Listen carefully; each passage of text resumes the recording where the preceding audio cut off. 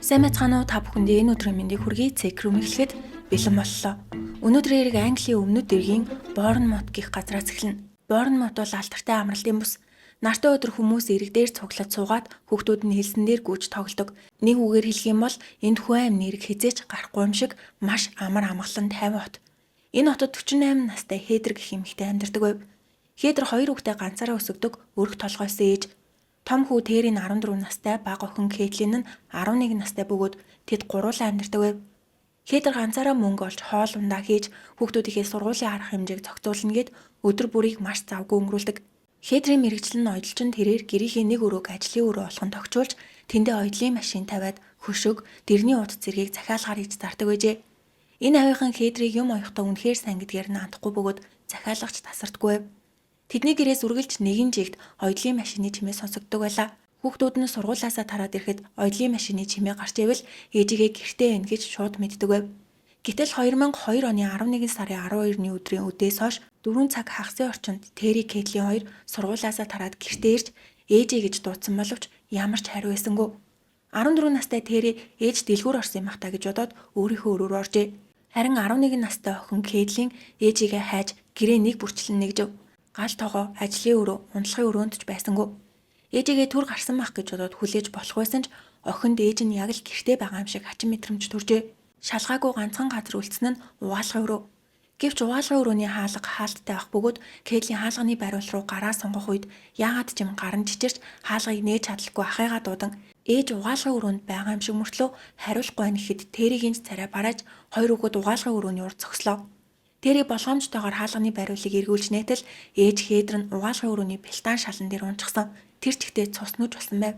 Кейтлин шууд л ээжээгээд уйлж эхэлсэн бол Тэри ядаж би ухаанаа алдаж болохгүй гэж бодоод өөрийгөө барьж уйлан цагдаа руу залгаад түргэн тусламж цагдаа ирэх хэрэгтэй байна гэж хэлэхэд яаралтай тусламжийн ажилтан хүүхдүүдийг тоглож гин гэж бодоод юу болсон бэ гэдэг. Хүүхдүүд манай ээж өгцөн байна. Ээжийн маань алчч гэдэг. Ажилтан чиний хажууд нэг хүн дуграад штэ. Ээж чинь биш юм уу гэхэд Тэри үгүй энэ бол миний эмэгтэй дүү. Ээж угаалгын өрөөний шалан дээр хөвчгсөн хэвтэж байна.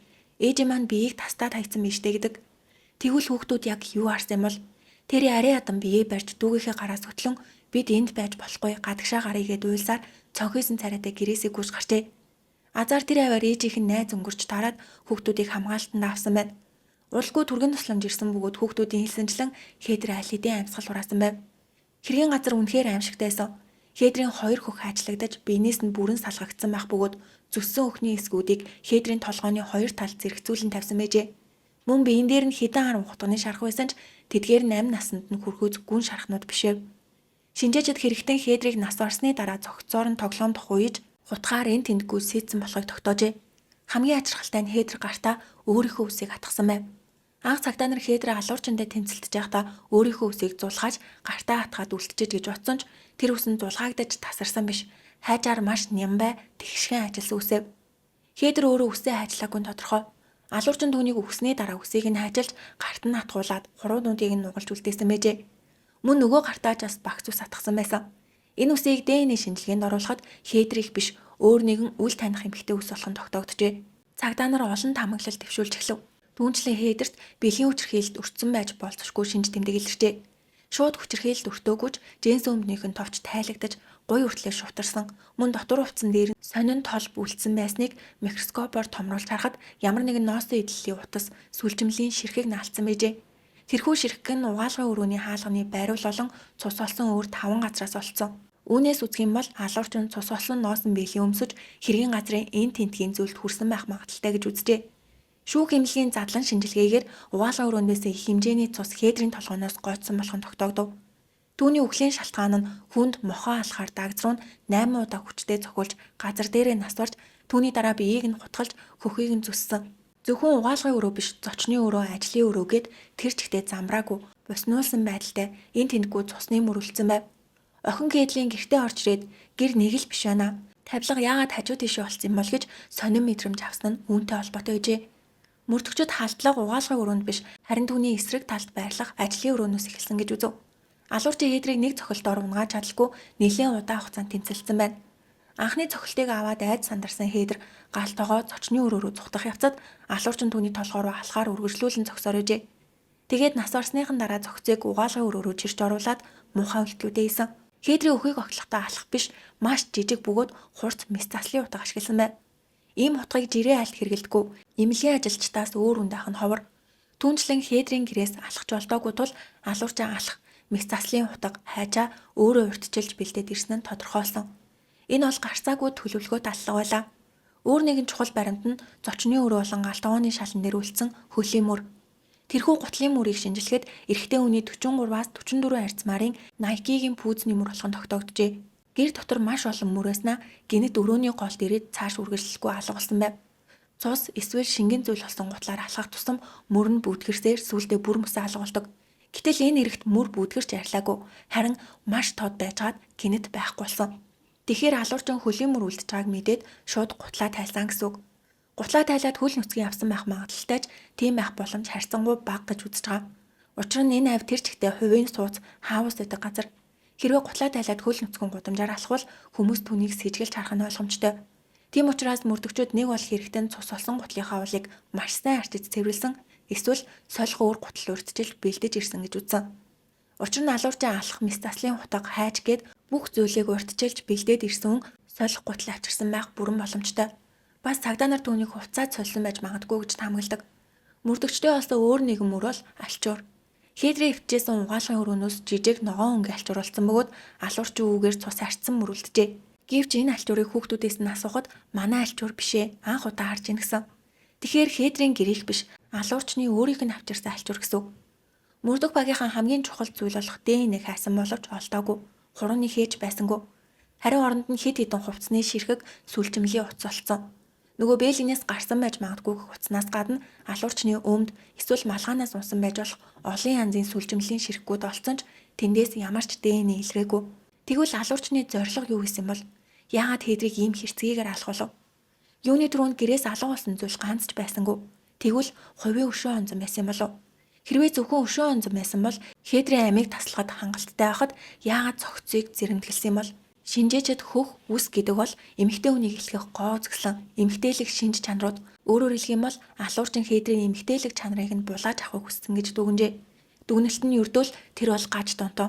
Түүний гол зорилго нь хедрийн цогцыг зэрэмдэглэх, хөхөйг нь огтлох, үсийг нь хайчлах байсан. Хэрэг гарсны дараа хүүхдүүд төрсөн аав дээр очисон ч насан туршдаа ээжийнхээ үхлийг мартаж чадахгүй нь ойлгомжтой.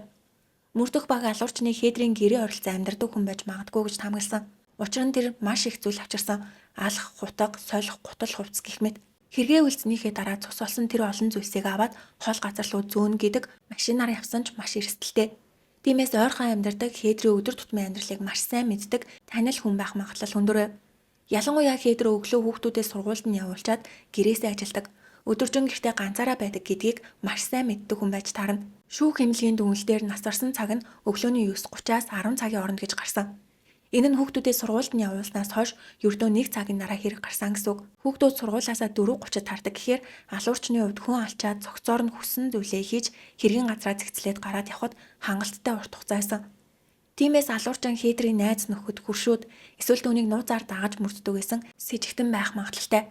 Гэвч хедэр тийм ч олон нийтийн харилцаа ихтэй олон найз нөхөдтэй хүн биш байлаа. Уулздаг хэдхэн найз нь тодорхой. Найз залууч байсангүй. Ойр дотных нь хэдэн үнийг шалгаж үзсэн ч сэжигтэй хүн олдоогүй. Ингээд цагдаа нар хедрийн хуршүүдтэй уулзгаар шийдэж хамгийн түрүүнд уулзсан хүмүүс бол хедрийн яг урт талын байшинд амьдардаг Итали хосууд. Тэнд амьдардаг хосуудыг Фиамма Марсанго, Данила Рестиво гэдэг. Энэ бол Данилогийн зураг. Хэрэг гарах үед 30 настай залуу байжээ. Фиамма хэдэн жилийн өмнө Италиас Англид ирсэн бөгөөд Данило Англид ирээд ердөө 1 жилч болоогүй тэрээр тухайн үед ажлаасаа халагдчихсан байсан учраас цагдаа нарыг очиход гэртээ ганцаараа байжээ. Цагдаа нар хаалгыг нь тогшоод хедрийн иргэний талаар сонссон байхаа. Та тэр өдөр ямар нэгэн сэжигтэй хүн хараагүй үз гэж асуухад Данилогийн ярианы өнгө маш өвөрмөц сонирн байсан гэдэг. Тэрээр яг л жоохон хүүхчиг эрхэлж тунжгаан юм шиг өнгөөр үгүй би сэжигтэй зүйл хараагүй. Гэхдээ хүүхдүүд нь маш их уйлж илээ. Үнэхээр харамсалтай хэрэг болж ирэдэг.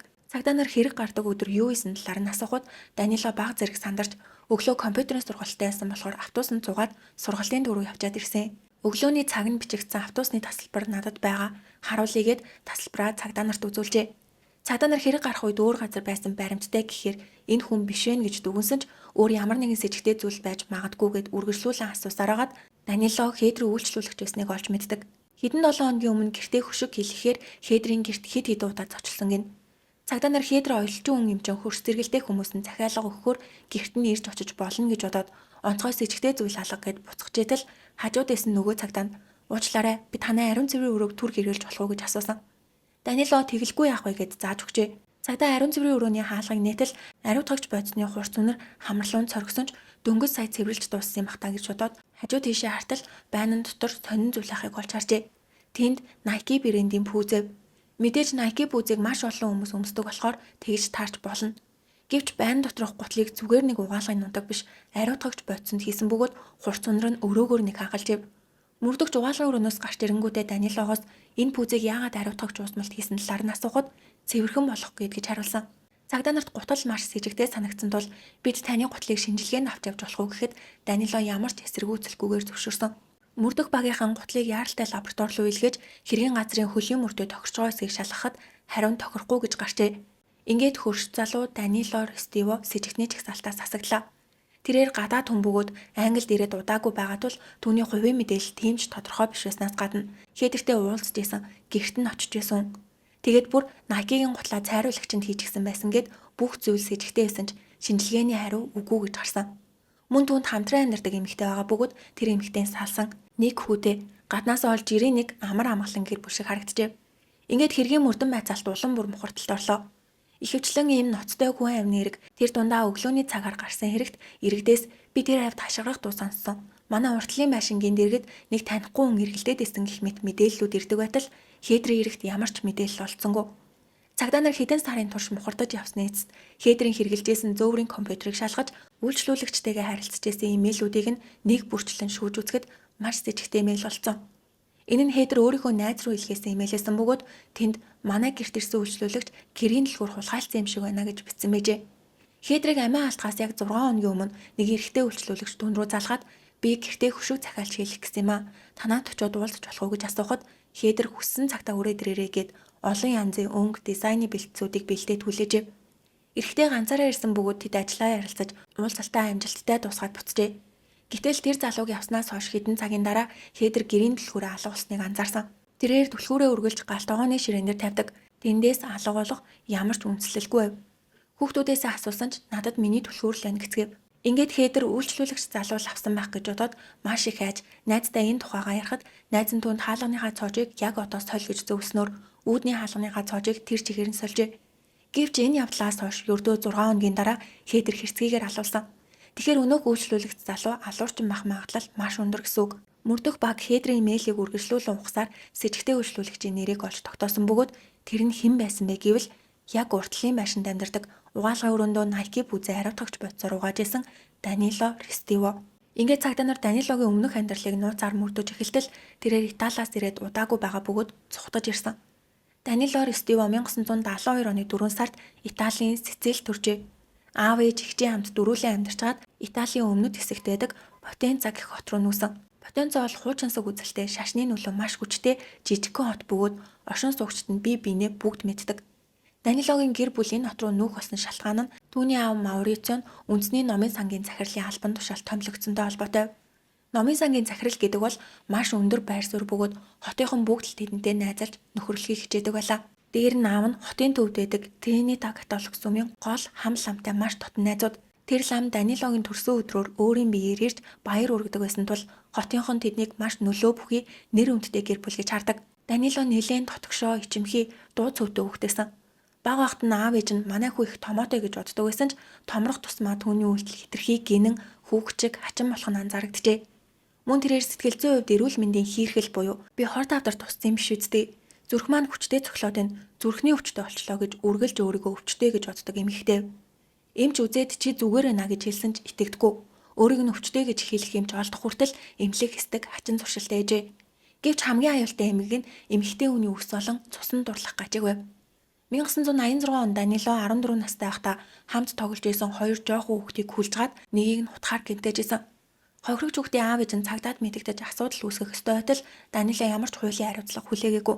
Аав ээжүүд нь хоорондоо тохиролцоод аавынх нь нөлөөгөөр хэргийг чимээгүй дараад өнгөрөөжээ.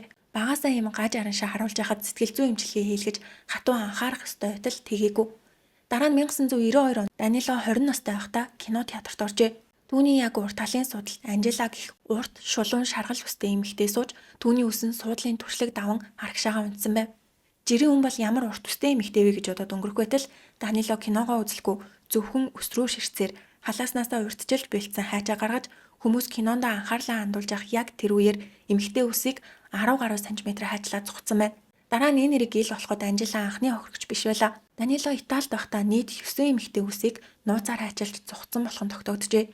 Энэ бол зөвхөн илэрсэн нь үүнийг ангаах ухаанд триофилия буюу үсний гаж дон гэж нэрлэдэг. Тэдний хувьд эмэгтэй хүний үсэнд хүрэхээс гадна өөрийнх нь үйлдэлээс олж тэр эмэгтэй хэрхэн сандарч айж твдж байгааг харах нь асар их таашаал баяр баясгалан авчирдаг. Данило багасаа л ийм гаж туршилтаа явсан ч ямар нэгэн хуулийн хариуцлага хүлээж байгаагүй. Кино театрын үс ажилласан эргээс ердөө 1 жилийн дараа буюу 1993 онд Данилог 21 настай байхад Потенца хотод харамсалтай яриг гарсан. Энэ жижиг хотод амьдардаг ирээдүйд эмч болох мөрөөдөлтөй 16 настай Элиса Клепских охин гинэт сургуу алга болсон. Данило Элисаг хараандаа авч араас нь даган хүсээгүй хахад нь бэлэг өгч хизээ хоёлаа болцгоё хэдэн минут надтай ярилцаж болох уу гэх мэтээр байнга дагдаг байв.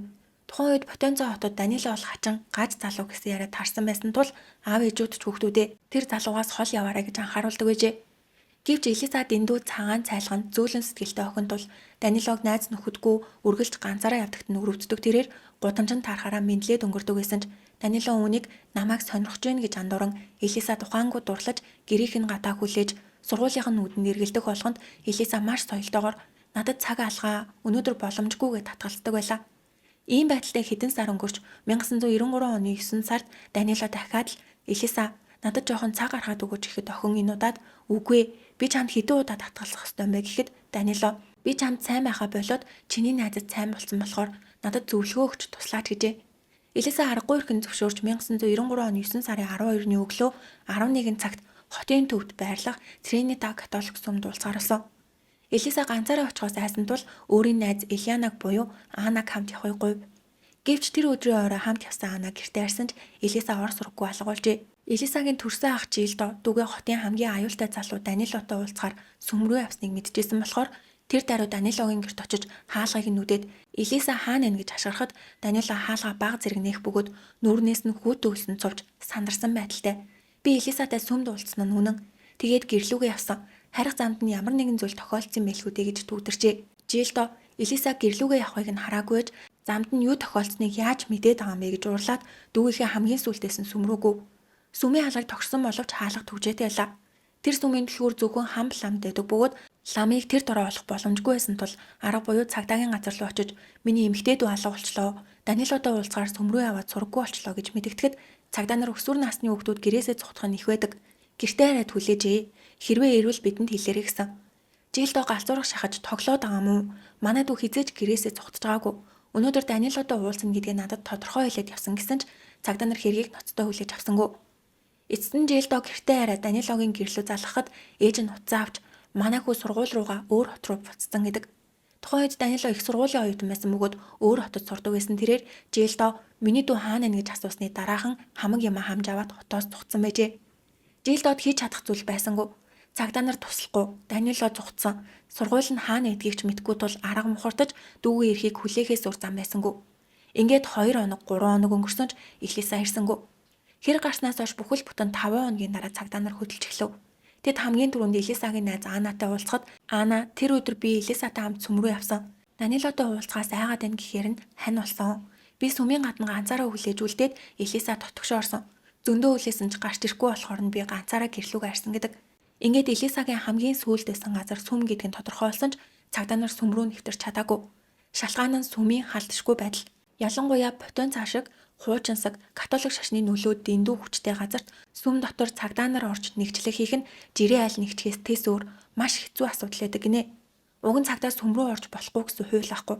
Цагдаа нар Анагийн дараа Данилог дуудаж байцаахад чангаар уйлж бүх зүйл надаас боллоо. Би түүнийг хамгийн сүүлд харсан үнэн Элисад юу тохиолдсныг би гадралж байна. Би сүм дотор Элисатай уулзсан. Гэтэл Элиса нэг л айсан сандарсан байдалтай байсан. Өглөө 11 цагт сүм рүү ирэх замд нь хэсэг бүлэг залуучууд таарч түүнийг оролдож дарамтлсан гэсэн. Бид хоёр 20 орчим минут ярилцаад Элиса гэрлүүгээ харахаар гарч би сүмдээ үлдээд залбирал үлдсэн. Магадгүй нөгөө залуучууд гэрлүүгээ харж авсан Элисаг замаас нь барьж аваад ямар нэгэн зүйл хийсэн баг. Энэ бүхэн надаас л боллоо гэдэг. Цагдаа нар Данилог байцааж явах үед түүний гар дээр зүсэгдсэн шарах биш, тав тогтсон шарах байв. Хэрвээ Элисаг алга болох үед тэмцэлдэж чад авсан шарах бол яг 7 хоногийн дараа тав тогтох хугацаанд таарчлаа. Цагдаа энэ гарчийн яац юм бэ гэхэд би тэр өдрийн орой сургуулийн шатаар уруудж чад унц юмаа гэж хариулав. Дараагийн өдөр нь цагдаагийн газраас хэвлэлийн бах хурал хийж 16 настай Элиса охин сүмээс гарч яваад сургаггүй алга боллоо. Иргэд та бүхнийг мэдээлэл өгөхийг хүсэж гэнэ гэж зарласан. Энэ бол зөвхөн Данилогийн мэдүүлсэн ганц талын яриа байхад цагдаа нар түүний хэлсэн үгэнд бүрэн итгэж сүмээс гараад гэрлүүгээ харих зандаа алга болсон гэж хэрийг зарласан учраас анхандаа Данилог сэжиглэжсэн хотын иргэд цагдаа нарын мэдээллийг сонсоод Данилог буруугүй гэж бодон хэрэгт анхаарал хандуулахаа болжээ. Энэ хэрэг Италийн түүхэнд цагдаа нарын хамгийн муу чадваргүй ажилласан иргэн тоонд зүй усаар ордог. Данилогийн аав Маурицио хоттой холбоо сайтай цагдаа нарын удирдлагууд болон сүмийн хамт ламтай дотн найзууд байсан тул хүүгийнхээ эргийг цагдаа нараар даруулсан байх магадaltaй гэх хардлага байдаг. Аавынх нь нөлөөгөөр сүмийг ч нэгжээгүй Данилог сайн шалгаагүй өнгөрөөсөн байна. Гэхдээ Данило сэжигтний чагсаалтаас бүр мөсөн хасагдсан уу гэвэл үгүй. Түүнд ял тулгсан боловч энэ нь Элисаг хулгайлсан эсвэл хорьсон эргээр биш, харин худал мэдүүлэг өгсөн эргээр ялаа. Учир нь Данило байцаалтын явцад хэлсэн үгнээсээ байнга буцаж яриагаа өөрчилдөг. Эхлээд Элиса сүмийг орхиод явсан гэснээ дараа нь сүмийн өшигний ард ярилцчаад би төрүүлж явсан гэж өөрчилжээ. Мөн би Элисаг дуудаагүй. Элиса өөрөө намайг сүм рүү дуудсан гэх мэтээр олон янзаар өөрчилсөн учраас мөрдөх баг түүнийг худал мэдүүлсэн эргээр шүүхэд өгч шүүхээс түүнд ердөө 10 сар орхиолоо ногоод хэрэг дууссан. Хулгайлах, хориг эсвэл аллахын эргээр ямар ч шийтгэл хүлээгээгүй. Түүнчлэн Элисагийн эргээр ял авсан өөр нэг хүн бол түүний найз Ана. Ан хаан Элисаг сүм рүү орсны дараа дахиж хараагүй. Тэр л хамгийн сүүлчиг байсан гэж мэдүүлсэн боловч мөрдөх баг түүнийг худлаа ярьж байна. Тэр өдрийн үдээс хойш Ана Элиса хоёр сүмийн гадаа дахиж уулзсан гэж үзжээ. Ямар шалгаандайг нь мэдгүй ч цагдаа нар Анаг худал мэдүүлэг өгсөн гэж зүтгэсээр хагаад 14 сар хорхойлоноос Ана ялаа идлэх хугацаанд үргэлж би хэлмэгцэн гэж уйлж гомдолдог байсан. Ингээд жинхэнэ гэмт хэрэгтэн баригдалгүй Элиса охин алга болсон хэвээр үлджээ. Хэрвээ тэр алуулсан бол ядаж цогцсон олдох ёстой байтал ямар ч уулмөр үлдээлгүй замхарсан мэт байлаа. Мөрдөн байцаалт үр дүнд хүрэхгүй удах тусам хот даяар элдвийн цуу яриа хувилдааны онолууд гарч эхэлжээ. Хамгийн эхлээд Элисаг албанчууд хүний 8-нд аваад явчих гэх яриа гарсан бол дараа нь бүрч аимшигтай цуу яриа хот даяар тархсан нь Данилогийн эргэн тойрны хүмүүс яагаад ар араасаа үхээд байна гэсэн асуулт байлаа. Элисаг алга болсноос хойш Данилогийн ойр дотны хүмүүс гачирхалтайгаар үхэж эхэлжээ. Нэгт хүргэн ах Перлужи Данилогийн төрсөйгч хурмаа ихжсэн бөгөөд түүний сүйд залуу Перлужи гинэд автосолд орчин асварсан. Хүмүүс Данилогийн гэр бүл хэргийг нуусныг сүйд залуунд мэдсэн учраас тэд түүнийг алчлаа гэцгээдэг. Хоёрт Анагийн гэрч Максимилиано. Анагийн танил болох Максимилиано гэх залуу хэрэг явдлаас 3 жилийн дараа мөн л автослоор өдөлв. Цагдаа нар Анаг худлаа ярьж ин гэхэд энэ залуу Анаг хэрэг гарах үед өөр газар байсныг баталж чадах маш чухал гэрчээсэн бөгөөд цагдаагийн газарт хэд удаа очиж мэдүүлэг өгч чод гинэт тослоор өгсөн нь маш сэжигтэй байлаа. Гуравт геометрч хэмжилтийн инженер Андреа. Тэрээр Элисаг алга болсны дараа сүмийн дотоод бүтц маш нарийн төвхтэй тул тэнд ямар нэгэн сэжүүр байж магадгүй. Сүмийг заавал нэгжих хэрэгтэй гэж хамгийн их шаардж байсан хотын иргэн тэрээр хам лам дээр очиж та яагаад сүмийг нэгжүүлэхгүй байгаа юм бэ гэж маргалдажээ. Өмнө нь хэлсэнчлэн энэ лам Данилогийн аавтай дотн найзууд байсан. Энэ залууч муу айдал уудалгүй автослоор насваржээ. Эдгээр өхлүүдээс олж Итали даяар Данилогийн гэр бүл хэргийг нуухын тулд чухал гэрчүүд болон хэргийг ухтгаан хүмүүсийг автосол нэрээр алж ийн гэсэн аимшигтай цуваараа газар авчээ. Хэрвээ энэ бүхэн зүгээр л тохиолдол байсан бол цагдаа нар үүнийг шалгаж иргэдийн эргэлзээг тайлах ёстой байтал шалгаагүй учраас хувилдааны онол улмал газар авсаар байв. Данило худал мэдүүлэг өгсөн эргээр ялаа эдэлж гараад Италид нэр үнд нь бүр мөсөн унсан тул 2002 оны ихээр 30 настай байхдаа Англи руу цагаажилжээ. Албан ёсны цухталт биш ч гэлээ 11 жилийн турш алуурчин гэж сэрдүүлж амьдрахаас залхсан тул Англи руу авсан. Тэнд очиод болзооны сайтаас Fiamma Marzongo гэх эмэгтэйтэй танилцаж хамтдаа Английн далайн эргийн амралтын бүс болох Борнмут хотод амьдарсан. Гэтэл Данилог Борнмутад ирээд ердөө 6 сар болж итэл түүний яг урдлын байшинд аимшигтай аллаг гарчээ. Хохирогчийн цогцыг маш зэрлэгээр тамлаж хачин жигтэйгээр хайсан байсныг хоёр жоох хүүхэд нь олсон. Цагдаа нар Данило гол сэжигтнээр татсан ч түүнийг шууд баривчлах хөдлөшгүй баримт байсангүй. Пүүзийг ариутгаж бодсоор угаасан ч тэндээс хейдрийн цус ДНХ олдоогүй. Түлхүүр хуулбарлсан гих сэжиг нь шууд баривчлах хуулийн үндслэл болж чадахгүй. Хейдрийн өгсөн байх магадaltaй цаг нь өглөөний 9:30-аас 10 цагийн хоорондох 30 минут байлаа. Данило тухайн үед компьютерын сургалттай байсан гэд автобусны тасалбараа үзүүлсэн тул цагдаа нар сургалтын төв дээр очиж бүртгэлийг нь шалгатал өглөөний 9 цагт Данило ирсэн гэж тэмдэглэгдсэн байсан ч наривчлан шалгаад үзтэл тэр бүртгэлийг зассан байлаа. Анх 10:28 гэж бичсэн байсныг үзгээр баллаж хажууд нь 9 гэж засжээ. Энэ нь улам их сэжиг төрүүлсэн. Мөрдөгчид түүнийг автобусанд суусан ч замдаа бууж хээдрийн гэрлүү буцаж оцсон байж магадгүй гэж хардаж эхэлжээ. Ингээд автобусны буудлын оролцоох хяналтын камерыг шалгахад өглөөний 9 цаг 30 минутын орчимд хээдэр хүүхдүүдээс сургуульд нь хүргэж өгөөд машинтайгаа гэрлүүгээ буцаж байгаа дүрс бичигдсэн байв. Өөрөөр хэлэх юм бол тэр үед хээдэр амьд байжээ. Түүнээс 45 минутын дараа 10:15-д хээдрийн гэрийн зүгээс нэгэн юудэнтэй цамц өмссөн эрэхтэй гарч ирээд автобусны буудлын руу сандран гүйж байгаа дүрс үлджээ. Цаг хугацааны үед яг хэрэг гарсан үедээ таарч исэн тул энэ залуу гол сэжигтэн гэж үзсэн ч дүрсний чанар маш муу байсан тул тэр юудэнтэй залуу яг Данило мөн үү биш үү гэдгийг баталж чадсангүй. Ингээд мөрдөх баг Данилог өдөр бүр 24 цагийн турш нууцаар дагаж тандаж эхэлжээ. Гэрээсээ гарахад нь дагаж хамт автобусанд сууж сургалтын төв хүртэл нь явж их нэртэйгээ салхилж байхад нь хүртэл холоос дагдаг байв. Гэвч нэг жил хагасын турш дагахад Данило ямар нэгэн хачин үйлдэл гаргаагүй учраас мөрдөх баг эцсийн аргаа хэрэглэхээр шийджээ. Учир нь хээдрийн хоёр гартаа хатгаж үлдсэн хүний өснүүд Данилогийн Италид ус ажилдаг гаж донтой яг таарч исэн тул түүнийг алуурчин гэдэгт мөрдөгчүүд 100% итгэлтэй. Нэг өдөр цагдаа нар Данилог хамтран ажиллахыг хүсэж цагдаагийн газар руу дууджээ. Тэрээр дууцсан цагт нь маш дуулууртай ирдэг байв. Гэвч энэ удаа түүнийг байцаах гэж биш гэрээс нь холдуулах тактик хэрэглэсэн. Данилог цагдаагийн газар сууж байх оронд мөрдөгчид түүний гэр болон машинд нь чагнагч GPS болон нууц камеруудыг бүгдийг нь суйрлуулж удалгүй түүний гэрлүүн буцааж явуулаад юу ярахыг нь хүлээв. Орондоо их нэртэйгээ хэргийн талаар ярих болов гэмээ хүлээх болов гэж олон мөрдөгч чих тайван чагнасан ч хээдрийн эргийн талаар ямар ч яриа гарсангүй. Хэрэг гараад аль хэдийнэ 2 жил өнгөрсөн байхад эхнэр нь мэддэг байлаач зүгээр хоол ижээснэ гинэт нэрийг хээдэр гэж ярихгүй нь ойлгомжтой. Яриаг нь өдөөх ямар нэгэн сэдв өдөөлт хэрэгтэй байлаа. Тиймээс мөрдөх баг Данилогийн сэтгэл зүгээр тоглож түүнийг өдөөхөр шийджээ. Түүний толгойд энэ эргийг байнга эргэлдүүлж хин нэгэнтэй эсвэл өөртөөгөө ярихад хүргэх тактик нь хэвлэл мэдээлэл эргэсэлэв. Мөрдөх баг Италид гарсан Илеса охины алга болсон эрэг болон Англид гарсан хээдрийн алхах эрэг хоорондоо холбоотой. Алуурчны хурууны ижил байна гэдгийг сонин телевизийн 1-р нүрээр масс шууд зарласан.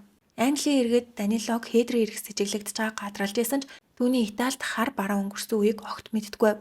Цагдаа нар үүнийг нууцлж чад гинэт хэвлэлээр бөмбөг дэлбэлсэн.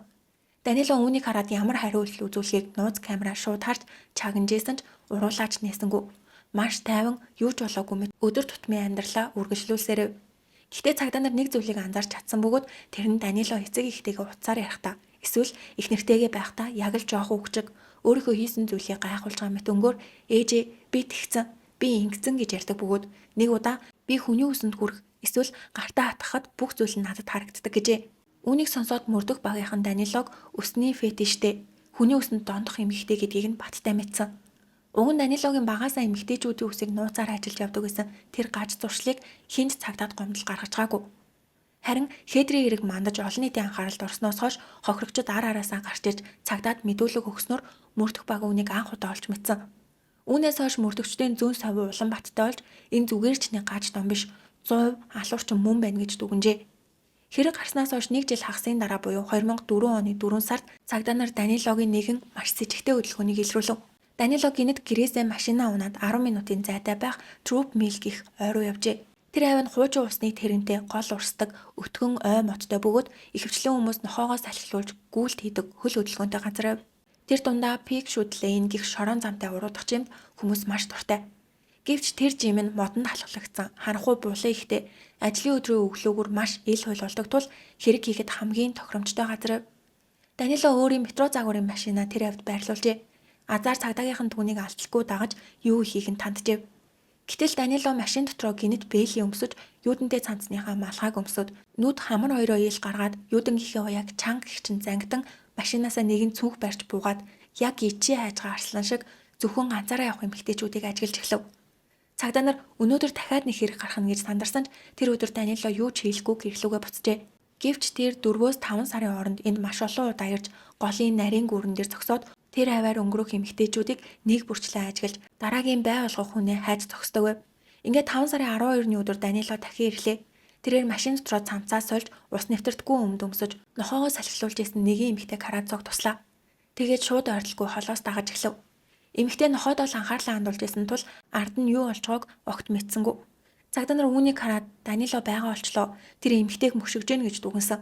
Данило тэр эмэгтэй араас яг сүүдэр шиг дагаж эмэгтэйг булан ирэхэд хүлээж гад араас нь орж нохойн бие засгаж зогсоход өөрөө бутны ард нь утан хэвтжээ. Цагдаа нар радио холбоогоор тасралтгүй мэдээлэл солилцжсэн. Данило эмэгтэйд нэлээд ойртож яг халтлага үлдэж явах тэр эцэгтэй мөчөд удирдах төвөөс дахаа зогсоож түүнийг яг одоо баривчилж нэгж гих тушаалгүй. Учир нь хэрвээ энэ мөчөд Данилог алдвал тэр эмэгтэй амь насанд аюултай тул цагдаа нар хэргийг урьдчилан таслан зогсохоор шийджээ. Цагдаа нар Данило дээр очиод бичиг баримтаа шалгуулна уу гэхэд тэр сандарч нүүрнээс нь хөлс цовж эхэлсэн. Юудангээс нь хүртэл хөлс нь нэвчжээлаа. Цагдаа нар Данилод энэ авь саяхан машин улгаалах зэрэг гарсан тул шалгаж гин гэж худлаа хэлсэн. Учир нь түүнийг дагж исэн гэдгийг хэлж болохгүй. Данило сандарсандаа би зүгээр л салхилж исэн юм аа. Гэртээ гүрүүлд ижээдэг болохоор гүрүүлдээ өөх хорхоо шавж барихаар ирсэн гэдэг. Цагдаа нар Данилогийн цүнхийг нээж үзтэл дотроос нь 15 инчин маш том ангийн утга, 2 ширхэг хайж, банк дээрэмдэхэд өмсдөг шиг нүүрний баг, нойтон сэлбэдэг болон ариун зэргийн цаас гарч ирэв. Энэ бол зүгээр л аллахын иж бүртэл байсан.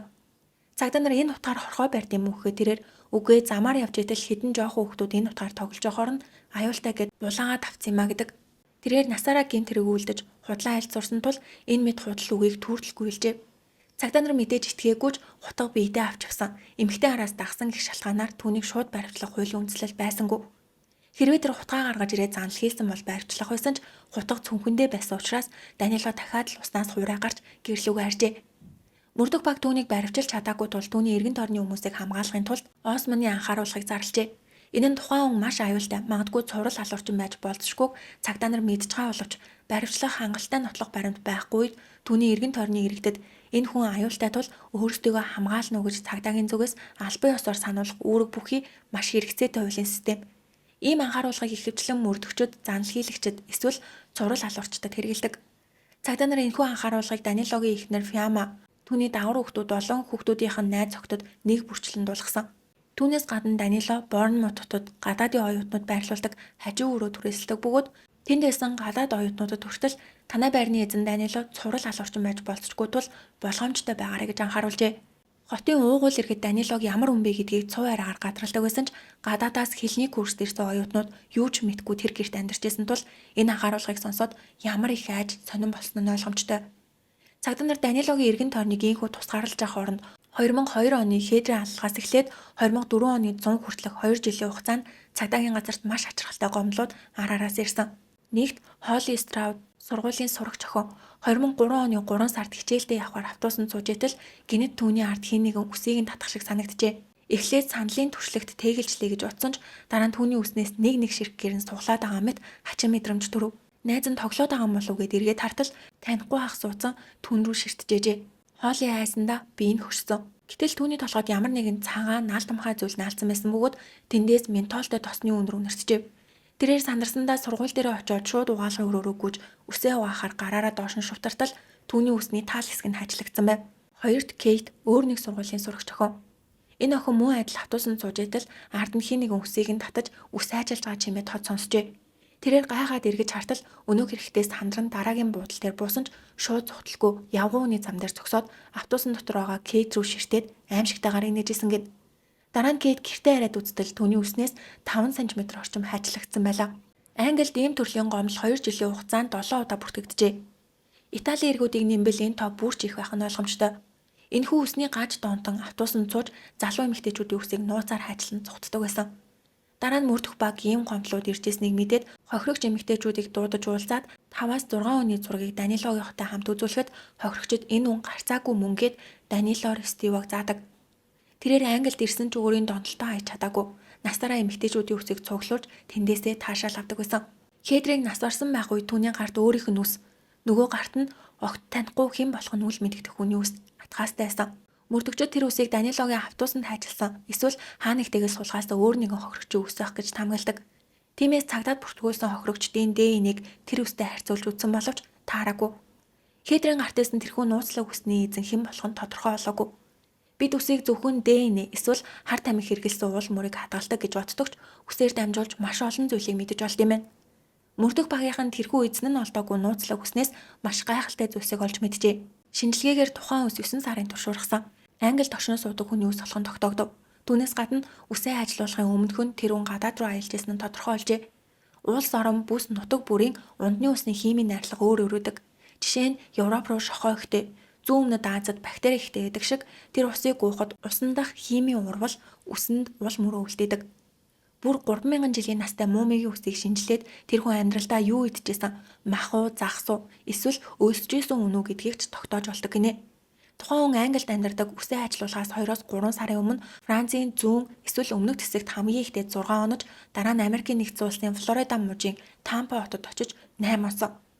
Энэ маш тодорхой баримтайсан тул цагдаа нар үнийг хэвлэл мэдээллээр цацаж энэ хугацаанд Франц болон Америкийн нэгдсэн улсын Тампа хот руу аялсан. Эсвэл аялсан үнийг мэдэх хүн байвал мэдээлэл өгнө гэж зарласан боловч хинч гарч ирсэнгүй. Мөрдөх баг хамгийн аимшигтай үйлбэрийг төвшүүлсэн нь тэр эмэгтэй Хедрийн ирэхээс өмнө аль хэдийнэ Данилогийн гарт амиа алдсан байж болзошгүй гэх тамаг байв. Цагдаа нар ямар ч баттай нотлох баримт олж чадахгүй мухардчаад Хедрийн ирэх гарснаас 2 жил хагасны дараа буюу 2004 оны 6 сарын 22-нд Данилог анх удаа аль бие ёсоор баривчилжээ. Энэ нь түүнийг ойд хутга барьж эмэгтэйг мөрдөжөөсөн эргийнх нь яг дараахан байсан. Түүнд тулгсан эргүүд нь автобусанд эмэгтэйчүүдийн үсийг хайчилсан. Ойд зэвсэгтэйгээр эмэгтэй хүн дагаж мөрдсөн. Хедрийг хөнөөсөн. Италийн Потенцо хотод 16 настай Элиса охиныг ор сураггүй алан болгосон. Тухайн үед Английн мөрдөх баг Италид очиж Потенцагийн цагдаа нартай хамтарсан мөрдөн байцаалт явуулахаар тохиролцсон байв. Гэвч Данило байцаалтын явцад дандаа худлаа зүйлсээрж хэргийг үгүйсгэсээр байсан бөгөөд хөдөлгөшгүй баримт байхгүй гэх шалтгаанаар 6 сарын дараа буюу 2004 оны 12 сард батлан наалтаар суллагдсан. Үүнд хохирогчдын гэр бүл ялангуяа Италид байсан Элисагийн гэр бүлийнхэн охиныхоо цогцыг жолоогүйсэн тул маш их уурлаж Элисагийн төрсөн ах Жилдо Италийн эрен сурвалжлах алдартай нэвтрүүлгийн багийнхантай хамт Англид Данилогийн гэрт иржээ. Тэд Данилогийн гэрийн хаалгыг тасралтгүй зохиж хонхыг нь дарсан боловч дотроо байсан мөртлөө гарч ирсэнгүй. Харин түүний эхнэр Фяма гарч ирээд миний нөхөр ямар ч буруугүйгээд сэтгүүлчд рүү дайрчив. Тэр үед Данило хоёр давхрынхаа цонхыг үл ялэг нээж хараад арчаагүй царайлан зураг авалтын багийг хар зогсдог. Данило Фяма хоёр Хедрийн иргэн үеэр хамтран амьдрагчд байсан боловч Данилог цагдаа нар дагаж хэргийн гол сэжигтнээр татан шалгаж явах үед аль бие ёсоор гэрэлтэй батлуулсан.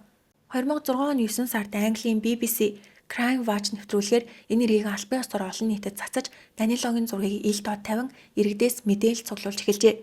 Үүний үр дүн цагдаагийн газарт нийт 485 гомдол мэдээлэл ирсэн бөгөөд тэдгээрийн дундаас автобусанд явж байхад нэг эрэгтэй миний үсийг хайчилсан.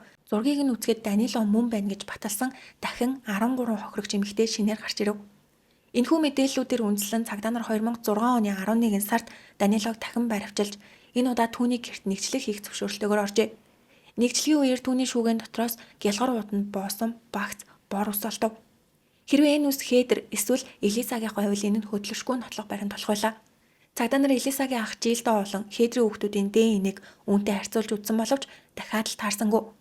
Данило дахин батлан наалтаар суллагдлаа. Мөрдөгчд галзуурах шахсан ч хуулийн дагуу байхаас үр арга байсангүй. Тэд бүр Америкийн нэгдсэн улсын холбооны мөрдөх товчооноос хүртэл зөвлөгөө авч мөрдлөгийг хэрхэн явуулахыг асууж байсан ч Данилог заах ямар ч нотлох баримт олдоогүй. Ингэсээр цаг хугацаа урсж 2010 оны 3 сар буюу Хедрийн үхлээс хойш 8 жил өнгөрөв. Яг энэ үед хэргийн урсгалыг 180 градус зэрхүүлсэн маш том үйл явдал боллоо. Английн мөрдөх багийн утсанд Италийн Потенцо хотын цагдаагийн газраас дуудлага ирж бид Элисагийн цогцыг олчлоо гэдэг. Элиса охины цогц алга болсноос хойш яг 17 жилийн дараа болсон. Гэвч хэрхэн олцсон түүхийг сонсвол баярлахаасаа илүү цагдаа нарт уур үрмээр нөхцөл байдал үүссэн. Элисагийн хамгийн сүүлд очсон газар нь сүм байсан. Гэвч Италийн цагдаа нар 17 жилийн хугацаанд тэр сүмийг ганц ч удаа нэгжиж үзээгүй. Гэр бүлийнхэн нь хэдэн зуун удаа хүсэлт гаргасан ч тухайн үед сүмийн түлхүүрийг хатгаж ирсэн Данилогийн аавын дотны найз болох Хамлам Дом Мимосавья хаанхын хин гихч нь бурхны ариун сүмийг нэгжих гээд байгаа юм бэ? Хизээж үгүй гэж маш хүчтэй эсэргүүцсээр цагдаа нарыг оруулаагүй. Ингээд 2008 онд өнөөх Савья лам нас барж дараагийн шинэ Хамлам түлхүүрийг хүлээн авснаар сүмийн уур амьсгал өөрчлөгдөжээ. 2010 оны 3 сарын 17-ны өдөр сүмийн таазнаас гинт ус тусалж дээврийн засварыг шаардлагатай болсон тул ажилчид харанхуй тасалгаа руу гарч идэн тусгаж ороход тэндх яг л агуулгах шиг хавтангууд барилгын материалууд хөглөрчөөсөн тул явхад маш хэцүү байв. Тэгээд хөглөрсөн зүйлсийг холдуулж итэл хүний биеийн хэлбэртэй адилхан дүрс сүйтийнхэн тэр 17 жил өнгөрсөнд сүмийн ажилчид болон тосгоны оршин суугчдын толгойд шууд л Элиса биш үз гэх бодол зурсийжээ. Цагдаа нар ирж Элисагийн ээжч мэдээ сонсоод шууд гүйж ирэв. Учир нь сүмээс ямар нэгэн зүйл олдлоо гэхтэл их хүний зүн совингоор охин нь мөн гэдгийг мэдэрсэн. Ээж нь охиныхоо цогцыг хараад шууд л миний охин мөн байна гэж таньжээ. 17 жил өнгөрсөн ч Элисагийн тухайн үед өмсөжсэн цагаан цамц, нүдний шил, шаахай гэд бүгд Элисагийнх мөн байв. Охины цогц дээврийн хүндэд удаан хугацаанд байсан тул муу мэдсэн байдалтай олдсон байна. Цогцоос задлан шинжилгээ хийхэд сүмийн дээвэрт амьсгал хураас нь тогтоогдов. Өөрөөр хэлэх юм бол Элисаг өөр газар хөнөөгөө цогцыг нь тийш нь зөөгөөгүй. Тэр анхнаасаа л эндсэн. Нас барсан шалтгаан нь хурц үзүүртэй зэвсгээр олон удаа сийжүүлсэн байв. Охины хавраг, нуруу, даалны яс орчимд нийт 12 удаагийн гутганы шарх болсон бөгөөд хүзүүнэрх шархыг нь хайжаар зүссэн байж магадгүй гэж үзжээ. Мөн бэлгийн үчирхийлэл уул мөрөөлсөн байна. Охины өмднийхэн шуумгийг доошлуулан дотор хувцсыг нь дээр дооргүй уурж тасцсан байв. Ялангуяа цээж болон гуйны дээд хэсэг буюу эмэгтэй хүний бэлгийн шин чанартай хэсгүүд рүү дайрсан улмөр тодорхой байлаа. Энэ эрэг 1993 онд гарсан. Харин Хедрийн эрэг 2002 онд гарсан. Ийм урт хугацааны зөрүү байгаач цогцыг цэрэмдгэлсэн, хөнөөсөн, бэлгийн шинжтэй халтлага үйлдсэн арга барил нь Хедрийн эрэгтэй яг ижилхэн байв. Юунаас ч илүү нуруугаар хөөд оргуулам зүйл нь үс. Элисагийн цогцолцсон тэр газарт цогцолон хувцсныхан завсар зай болгонд маш их ус байсан. Мөрдөгчдийн таамаглаж байгаагаар тэр үснүүд цогцноос өөрөө салж унаагүй. Харин Элиса өгч байхдаа гартаа багц ус атгаж исэн бөгөөд 17 жилийн хугацаанд тэр нь бутарч хувцснарт нь наалцсан гэх дүгнэлтэнд хүрсэн байна. Амиа алдахтаа гартаа ус атгсан байсан нь Хедрийн эрэгтэй яг ижилхэн дэндүү адилхан арга барил. Азар Элисагийн өмсчүүлсэн хувцсан дээр цусны тол бүлдсэн байсан бөгөөд тэндээс эрэгтэй хүний ДНХ илрүүлж чаджээ. Үүнийг Данилогийн ДНХ-тэй харьцуулахад яг таарсан. Бүр эцэст нь Данилог торны цан суулгах хөдлөшгүй нотлох баримт олдов. Гэхдээ яагаад ийм тодорхой эрэг 17 жилийн турш хинт ч мэдэгдэхгүй нуугдаж чадсан юм бол? Тэр дээврийн үндийн хаалгыг үргэлж цоожилж хүн орохыг хориглдог байсан уу гэвэл үгүй. Дээврийн үндийгөөс шар аригны шил, цахилгааны утас, будаг, биер зэрэг зүйлс олцсон бөгөөд энэ нь тэр хугацаанд хүмүүс байнга орж гардаг байсныг хэлтгэн. Бүр 2008-9 оны баримтууд хүртэл тэндээс олцсон байна. Хэвлэлийнхний мэдээлснээр цогцыг харсан нэгэн хүн тухайн үед хам лам байсан Дон Мимаас аваад дээврийн үндэд хүний гавлын ас байна гэж хэлжсэн ч ямар ч арга хэмжээ аваагүй. Хэвлэл мэдээллийнхээ Савья ламыг Данилогийн аавтай дотны найзууд байсан учраас хэргийг нуун дарагдуулсан гэх аргалагыг тасралтгүй гаргажээ. Данило урд нь дандаа азтайгаар мултардаг байсан ч Элисагийн цогц олцсноос хойш 2 сарын дараа буюу 2010 оны 5 сард дахин баривчлагджээ. Энэ бол түүний 3 дахь баривчлага. Түүнийг Англид цаатуулж цагдаа орж явах хугацаанд Италийн тал түүнийг Элисагийн аллагаар, Английн тал Хедрийн аллагаар нэгэн зэрэг шүүхөж шилжүүлж шүүх хурал зэрэг эхэлжээ. Данило Английн шоронд хоригдчихсэн тул Италид болсон шүүх хурал биеэр оролцож чадаагүй бөгөөд түүнийг байхгүй шүүх хурал явуулсан байна. Данило эцсийн хүртэл би биш, дээврийн өндөгөөс цогц гарсныг би мэдгүй гэж гүрийсэн ч шүүгээс түүнийг буруутай тооцож 30 жил хорих ялганоожээ. Дараа нь тэр давж заалдах шатны шүүх хуралд Италид биеэр очиж оролцсон ч шүүх түүний хүсэлтийг хэрэгсгүй болгосон. Хамгийн гол асуудал нь Хедрийн аллагын шүүх хурлыг. Түүнийг шүүгэж шилжүүлсэн ч Английн эрх нотлох баримт тутмаг хэвээр байлаа. Хэрвээ эндээс мултарчих юм бол дахиж барих аргагүй. Мөрдөх баг энэ хугацаанд 700 гаруй мэдүүлэг, 6200 гаруй эд мөрийн баримт, 7300 гаруй баримт бичиг цуглуулсан байв. Азар энэ дундаас маш чухал баримтууд гарч иржээ. 2011 оны 5 сарын 11-нд Винчестер Краун шүүхэд шүүх хурал эхэллээ. Англид эрүүгийн эргийг тангарагтны шүүгчид шийдэг бөгөөд Америк шиг 100% нэгдсэн саналтай байх албагүй олонхын саналаар шийдвэр гаргадаг. Шүүх хурал дээр прокурор Италид Элиса хөнөөс алуурчин бол Данило мөн гэдг нь ДНХ-гээр батлагдсан. Үүнтэй маргах зүйлгүй. Тэгвэл Элиса хөнөөс арга барил нь Хедрийн хөнөөс аргатай яг адилхан байна. Үсийг нь хайжалсан, хурц зэвсэг хэрэгэлсэн. Эмэгтэй хүний биеийн онцлог хэсгийг зэрэмдэглсэн гээд бүгд ижил тул Хедрийн эргийн алуурчинч Данило мөн гэжээ. Түүнчлэн Данило Хедрийн гэрээс түлхүүр хулгайсан нь маш сэжигтэй байлаа. Эцэст нь хэргийн газраас олцсон ногоон альчуур. Цагдаа нар үүнийг Данилогийнх мөн үү гэж асуухад тэрээр би үүнийг анх удаа харж байна, минийх биш гэж мдээгүй царайлжив. Гэтэл мөрдөгч зориуд тактик хэрэгэлж энэ альчуурнаас чиний ДНХ олдож магадгүй шүү. Бид шалгаж гин гэж хэлмэгц Данило сандарч шууд үгээ өөрчлөн миний альчуур мөн байна. Хедрийн гэрт хөшиг хэлэхээр очихдоо тэнд үлдээсэн юм шиг байна гэж хариулжээ. Тэрээр өөрийнх нь ДНХ олдохгүй гэхээс айсандаа шууд өөр шалтгаан болж хэлсэн. Түлхүүрний тухайд ч муу адил эхлээд мэдгүй гэжсэн миний халаас нь санамсаргүй ороод ирсэн юм шиг байна гэх мэтээр мэдүүлгээ байнга өөрчилдөг. Прокурор тангарагтны шүүгчдэд хандан Данило ингэж худлаа ярьж байгаагийн цорын ганц шалтгаан нь тэр өөрөө алуурчин учраас гэж маш идэвхтэй ятгадаг. Тэд Италийн цагдаа нарын тусламжтайгаар Элисагийн эргэн газрын зураг, задлан шинжилгээний үр дүнг шүүх хурал дээр шууд үзүүлж Хедрийн эрэгтэй яг ижил байгааг нэг бүрчлэн тулгаж харуулв. Нэг сар орчим үргэлжилсэн шүүх хурлын эцсийн шийдвэр гарч буруутай тогтоогдсон. Шүүхээс дүүнд бүх насаар нь хорхол оноосон бөгөөд Английн хуулиар хамгийн багадаа 40 жил хоригдсны дараа л батлан даалтаар суллагдах эсхийг хэлэлцэх хэрэгтэй ялав. Гэхдээ Данило шиг ийм онц харгас гэмт хэрэгтэн шоронгоос амьд гарах магадлал бараг л байхгүй. Данило Хедрийн эрэг бол Элисагийн эрэгт хоёуланд нь давж заалцсан ч шүүх бүгдийг нь хэрэгсгүй болгосон. Ингээд энэ хоёр хэрэг Данило ял авснаар дууссан мэт боловч энэ аимшигтай амьтан Хедр Элиса хоёрыг л хөнөөснө гэдэг асуулт гарч ирнэ.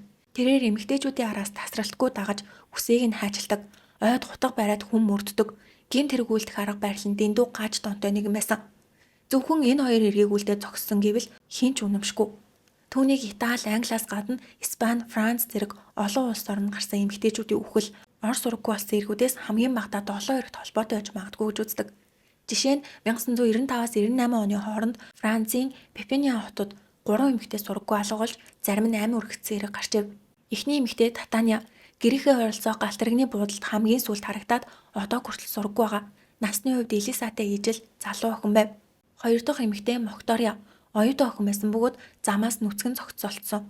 Хүчрхийлүүлээгүйч цээжний эсгийг нь бүхэлд нь огтлж авсан байв. Цогцыг зэрэмдэглэсэн бэлгийн шинжтэй эсгүүдийг нь гэмтээсэн байдал нь Хедр Элисагийн эрэхтэй яг ижил. Хедрийн хувьд тогтолцсон эсгүүдийг хэргийн газарт үлдээсэн бол Мокториагийн холдоогүй. Гуравт Мари Элен муу адил нүцгэн цогцсон болсон бөгөөд биеийг нь аимшигтайгаар зэрэмдэглэсэн байв. Хэргийн газар болон цогцыг хайсан хэлбэр нь Данилогийн арга барилтай маш төстэй. Эдгээр хэрэгүүд гарах үед Данило яг тэр бүс нутгуудаар явж исэн үү? Эсвэл түүний цуглуулсан үснүүд эдгээр хохирогчдох байсан уу гэдг нь одоо хүртэл бүрэн тайлагдаагүй нууц хэвээр байна. Гэтэл Мари Элений цогцолтохдоо толгой ба гар нь таслагдсан байдалтай. Францын эвлэлүүд энэ эргийг Дали онол гэж нэрлэжээ. Эдгээр 3 эргийг багцлан ингэж нэрлсэн шалтгаан нь алдартай зураад Сальвадор Дали эмэгтэй хүний биеийг хэсэгчилж зурдаг байсантай холбоотой. Хамгийн ачааллтай 8 алдсан эдгээр эмэгтэйчүүд бүгд үхэхээс өмнө Данилотой танилцах сайтаар мессеж бичиж холбогдож байсан тогтоогджээ. Тэд бодит ойл дээр уулзсан уу үгүй юу гэдг нь батлагдаагүй ч яагаад 3 өөр эмэгтэй ийм аимшигтайгаар зэрэмдэглүүлж үхэхийнхээ өмнө заавал Данилотой харилцаж исэн бэ гэдг нь маш том харлага төрүүлж байгаа. Түүнчлэн Данилогийн аав Маурицио зураг зурдаг байсан бөгөөд Данилог бага байхаас нь Сальвадор Далигийнхтай төстэй хүний биеийг хэсэгчилсэн хачин зургуудыг их зурдаг байжээ. Үүнээс үүдэн Данило багаасаа аавынхаа бүтээлүүдээс сэтэл авч үүнийгээ өөрийн бэлгийн гаж дон аллагтаа ашигласан байж болцшгүй гэх таамаг гарсан. Гэвч Данило Францын эдгээр ирэхээр ямар нэгэн ял шитгэл хүлээгээгүй. Хэрэг нууцлаг хിവэр үлдсэн. Данилогийн холбогдсон эргүүд үүгээр зогсохгүй. 1999 оны 8 сард Испани Малорко дох нэгэн байрнаас 44 настай эмэгтэй зохицолцсон бөгөөд түүний цээжний эсгийг муу адил зэрэмдэглэж авсан байв. 2006 оны нэгжлэгээр цагдаа нар Данилогийн гэрээс Эрика Ансермен гэх эмэгтэйгийн зургийг олжээ. Энэ эмэгтэйн зураг олдохоос 3 жилийн өмнө улаан өндөгний баяраар найз залуутайгаа уулзгаар гараад сураггүй алга болсон. Данило яагаад түүний зургийг хадгалж ирсэн бол энэ эрэгч муу адил нууц хിവэрүүлсэн. Данилогийн үйлцэн байж магадгүй гэх эдгээр олон эргүүд дундаас 99% нь Данилогийн хийсэн ажил мөн гэж хамгийн их харагддаг нэгэн аимшигтай эрг байдаг. Энэ бол 2002 онд Англид гарсан Солонгос оюутан Шин Жоног Хедрийн хэрэг гарахаас яг 3 сарын өмнө Борнмут хотын хажууханд яг ижлэхэн арга барилтай алга гарч ирсэн. Хохирогч Шин Жоног 1976 онд төрсэн. Тухайн үед 26 настай тэрээр Солонгос сургуулаа төгсөөд англи хэл сурахаар Английн Чарминстон гих Борнмутын яг хажуугийн явган алхаа төрчдөг тосгонд амьдардаг байв. 2002 оны 7 сарын 12-ны үүрийн 2 цагийн орчимд Жоног найзуудтайгаа уулзаж дуусаад гэрлүүгээ ганцаараа алхаж явжээ. Гэтэл 2 цаг 50 минутын орчимд гинэт танихгүй хүн араасан дайрт хутгаар 3 удаа хүчтэй дүрсэн байна. Азар хөшөөд нь шууд олж эмнэлэгт хүргэсэн ч удалгүй амьсгал хураажээ.